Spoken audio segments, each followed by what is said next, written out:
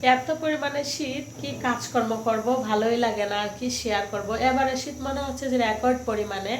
আমাদের এদিকে কখনো এত শীত পড়ে না, মানে এবার যেরকম শীত পড়ছে আর কি। তো সকালে ঘুম থেকে উঠে সকালে বাসি কাজকর্ম, তারপর হচ্ছে রান্না বান্না করা, স্নান টান, ওর বাবুকে খাওয়াই অফিসে পাঠানো, সব কিছু হয়ে গেছে। শীতের কারণে আসলে এখন মানে কোনো কাজে ক্যামেরা ধরতে মন চায় না। তো যাই হোক, আবার হচ্ছে যে একটু চা করে নিতেছি। এত পরিমাণে ঠান্ডা, এত পরিমাণে ঠান্ডা, মানে যেই অন্ধকার কুয়াশা, তার মধ্যে হচ্ছে আবার বৃষ্টি। এটা মনে হয় কুয়াশার বৃষ্টি হচ্ছে সম্ভবত, মানে একদম বৃষ্টির মতো পড়তেছে। তো চলেন আগে একটু চা খাইয়া হচ্ছে শরীরটা একটু গরম করি। গরম করে, বেলা কিন্তু অনেকটা হয়ে গেছে, প্রায় 12টা বেজে গেছে। তো চাটা খেয়ে তো আবার দুপুরে রান্নাবান্না করতে হবে।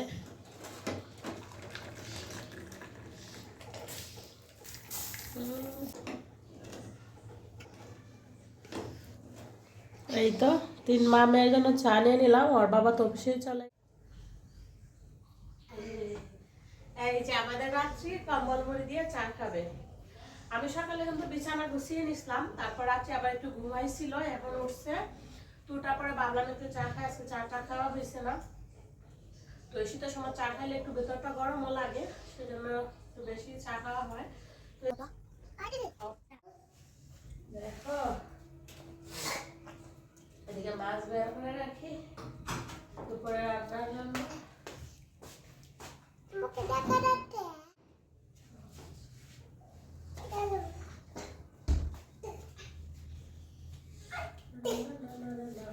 আজকে দুপুরে রান্না হবে ভুনা খিচুড়ি আর মাংস। তো ভুনা খিচুড়ির জন্য এই যে দেখেন, আমি চাল ডালগুলো সব ধরনের মশলার সাথে খুব সুন্দর করে ভেজে নিছি। দেখেন চাল ডালগুলো একদম ঝরঝরা হয়ে গেছে বাছতে বাছতে। এবার আমি গরম পানি দিয়ে দেবো।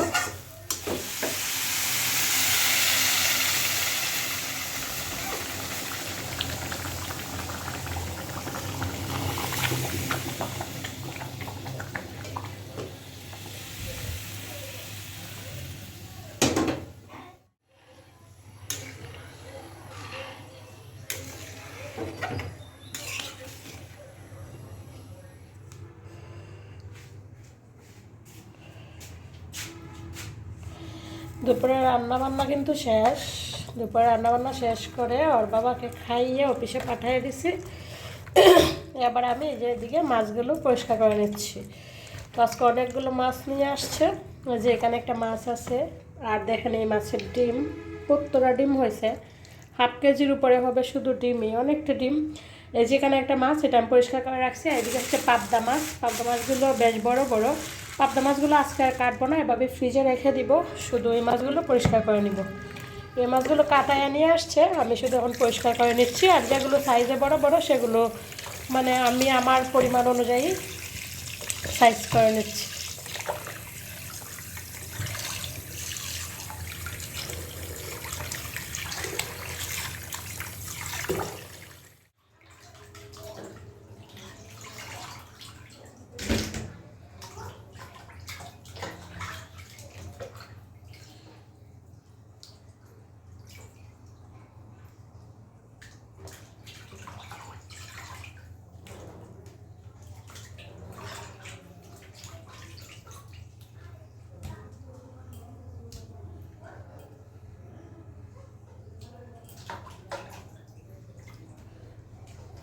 প্রায় মাছের বাজার গুছিয়ে নিলাম, আরও কিছু কাটার বাকি আছে, এগুলো পরিষ্কার করে নিলাম। বাকিগুলো আর কাটবো না, এমনি যে পরিমাণে ঠান্ডা লাগতেছে আর কি, এগুলো ধোয়াধুয়ি করতেই। তো এগুলো এবার আমি ফ্রিজে ঢুকিয়ে নেবো আর কি। তো এই তো আমি এভাবে মাছ মাংস ফ্রিজে রাখি, মানে বক্সে করে করে, যার কারণে আমার ফ্রিজ এত ময়লা হয় না, আর আমার যে দিনের যা প্রয়োজন সেটা নিতে পারি। পাবদা মাছগুলো এভাবে আমি ফ্রিজে রেখে দিব, আজকে আর কাটতে পারবো না, অন্যদিন কাটবো। তো চলেন মাছ মাংসগুলো ফ্রিজে ঢুকিয়ে তারপর রান্নাঘরটা একটু পরিষ্কার করি। যদি আগে পরিষ্কার হয়ে গেছে, এখন যেহেতু আমার মাছগুলো রাখছে আবার তো একটু মুছতে হবে। দেখছেন, আপনাদের ভালো মন্দ জিগাইতেই ভুলে গেছি। যাই হোক বন্ধুরা, আপনারা কেমন আছেন অবশ্যই কমেন্টস করে জানাবেন, আর আমি আশা রাখতেছি আপনারা ভালো আছেন। তো আমরাও ভালো আছি। এই তো মাছ টাছ কেটে ধুয়ে পরিষ্কার করে, কিছু কাপড় ছিল, 1 বালতি কাপড় ধুইয়া বেলকনিতে লাইনে দিলাম, আর বাকিগুলো এই তো এই রুমে নিয়ে আসলাম। কতদিন ধরে তো একদম রৌদ্র নাই, এভাবে এই রুমে দিয়ে দিয়ে কাপড় চোপড়গুলো শুকাই গেছে। ওই যে লুঙ্গিটা শুকাই গেছে, এগুলো আপাতত তো এখানে রাখি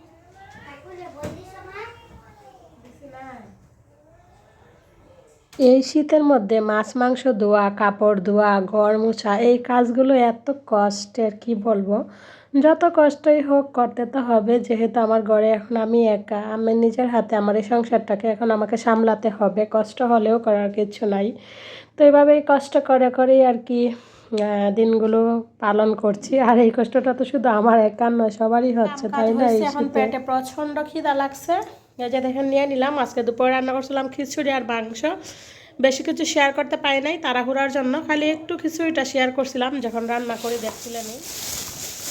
খাওয়া দাওয়া শেষ, এখন এই যে সবজিগুলো একটু ব্যাগ থেকে বের করে নিচ্ছি। ওই সবজিগুলো ওর বাবু নিয়ে আসছিলো প্রায় 1টার দিকে।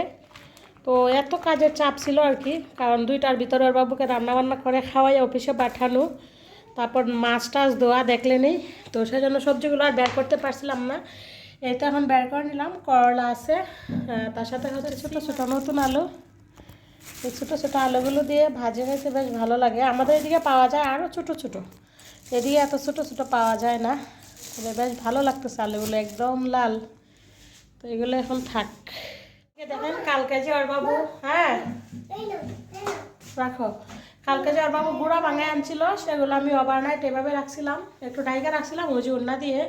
তো এখন আমি একটু ওইভাবে খোলা রাখবো, তারপর সন্ধ্যার আগে ফ্রিজে ঢুকিয়ে নিব, ডিপ ফ্রিজে, কারণ রৌদ্র তো নাই, এভাবে রাখলে নষ্ট হয়ে যাবে। তো সেই জন্য সন্ধ্যার দিকে দিয়ে আমি ডিপ ফ্রিজে ঢুকিয়ে নিই। 5টা 10 বাজে, বাহিরে কি বাতাস, এমনি সারাদিন কোনো রৌদ্র নাই, কুয়াশা, আর এখন দিচ্ছে বাতাস। মানে কি যে বুঝলাম না, এবার এত খাবো না তা তো হতে পারে না, তাই না? এই যে দেখেন রান্নাঘরে চলে আসছি। আজকে গরুর দুধ দিয়ে চা করতেছি, অন্যদিন তো পাউডার দুধ দিয়ে করি। তো আজকে ভাবলাম কালকে যেহেতু দুধ আনছিল, গরুর দুধ দিয়েই করি। এই তো দেখেন চাটা কত গাঢ় হয়েছে।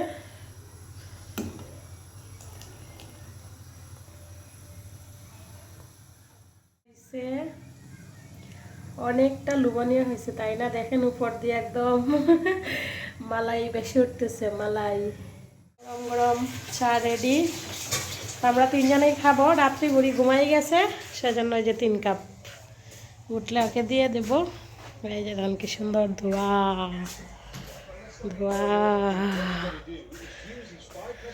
ভিডিওর এই পর্যায়ে আমি জানি না আপনারা কে বা কারা আমার সাথে আছেন, তবে যে বা যারা আছেন তাদের প্রতি রিকোয়েস্ট রইল, প্লিজ সবাই একটা করে লাইক করবেন, কমেন্টস করবেন, আর চ্যানেলে নতুন হয়ে থাকলে অবশ্যই চ্যানেলটাকে সাবস্ক্রাইব করে আমার পাশে থাকবেন। আর যারা প্রতিনিয়ত এই কাজগুলো করে আমার পাশে আছেন, আমাকে সামনের দিকে এগিয়ে নিয়ে যাচ্ছেন, আপনাদের সবাইকে জানাই আমার অন্তরস্থল থেকে অসংখ্য অসংখ্য ভালোবাসা। মাছগুলো দিয়ে ভাজা করব, আর এই যে মাছের ডিম রান্না করব। ওর বাবু সকালে দুপুরে যখন বাজার আনছিল তখন দেখছিলেন এই বেগুন আনছিল এই যে মাছের ডিম দিয়ে রান্না করার জন্য। তো দুপুরে যেহেতু একটা মুরগি রান্না করছিলাম, ছোটো একটা সোনালি মুরগি, তো সেই মুরগির মাংস অল্প যেটুকু আছে ওদের 2 বোনের হবে। তো রাত্রে ওর বাবু কী দিয়ে খাবে, সেজন্য এইগুলো এখন রান্না করব। মাছের ভাজি করব, আর এই যে ডিম রান্না করব, মাছের ডিম। অল্প একটু মাংসের তরকারি আছে, ওদের 2 বোনকে দিয়ে দেবো। ভজ গৌরাঙ্গ